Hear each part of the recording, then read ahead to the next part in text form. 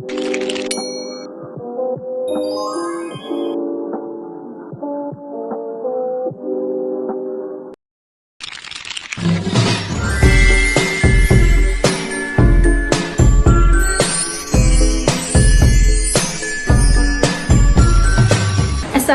warahmatullahi wabarakatuh.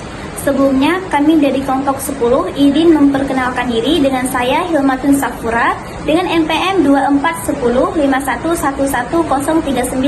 Dengan saya Rahmatul Zikra dengan NPM 241051111087. Dan kami ingin mempresentasikan hasil kerja kelompok kami dengan materi konsep dasar people learning, tahapan people line, Jenis-jenis hazard dan cara mengatasi hazard.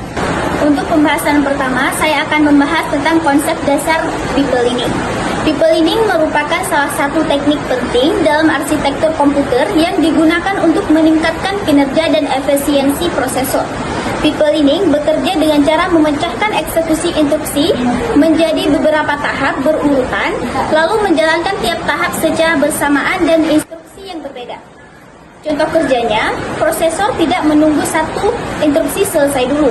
Saat satu instruksi sedang dikerjakan, instruksi lain sudah diproses di tahap yang berbeda. Semua tahap bekerja secara bersamaan, hanya tugasnya saja yang berbeda. Karena itu, kinerja prosesor menjadi lebih cepat dan tidak banyak waktu yang terbuang. Selanjutnya, tahapan people line. Dalam people learning ada 5 tahapan utama. Yang pertama, instruction fetch. Instruction fetch adalah tahap mengambil instruksi dari memori, ibaratnya seperti mengambil soal dari buku.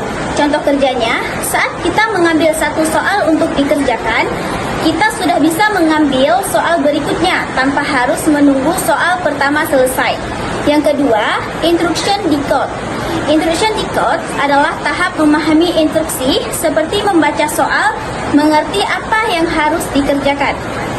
Contoh kerjanya, setelah soal diambil, kita membaca dan memahami jenis soalnya terlebih dahulu.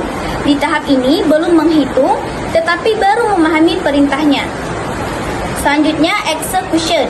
Execution adalah tahap menjalankan perintah, seperti menghitung jawaban, misalnya 2 ditambah 3. Nah, contoh kerjanya, pada tahap ini, proses perhitungan benar-benar dilakukan sampai menghasilkan jawaban. Yang keempat, memory access. Memory access adalah tahap mengambil atau menyimpan data ke memori, ibaratnya seperti membuka buku catatan tambahan. Contoh kerjanya, jika kita membutuhkan data tambahan atau ingin menyimpan hasil, proses tersebut dilakukan melalui memori. Yang terakhir, work back. Work back adalah tahap menyimpan hasil akhir seperti menulis jawaban di buku. Contoh kerjanya, hasil yang diperoleh disimpan agar bisa digunakan oleh instruksi berikutnya. Selanjutnya, saya akan menjelaskan jenis-jenis hazard. Hazard adalah kondisi yang menghambat people line. Ada 3 jenis. Yang pertama, structural hazard. Terjadi saat instruksi memerlukan sumber daya hardware yang sama yang menyebabkan people line stall. Yang kedua, ada data hazard. Terjadi saat instruksi bergantung pada hasil instruksi sebelumnya yang belum selesai. Contohnya, instruksi kedua membutuhkan hasil R1 dari instruksi pertama, tapi R1 belum tersedia. Selanjutnya ada control hazard. Terjadi saat ada percabangan program, instruksi yang sudah diambil harus dibatalkan jika kondisi branch terpenuhi. Selanjutnya, cara mengatasi hazard. Bagaimana sih cara mengatasi hazard?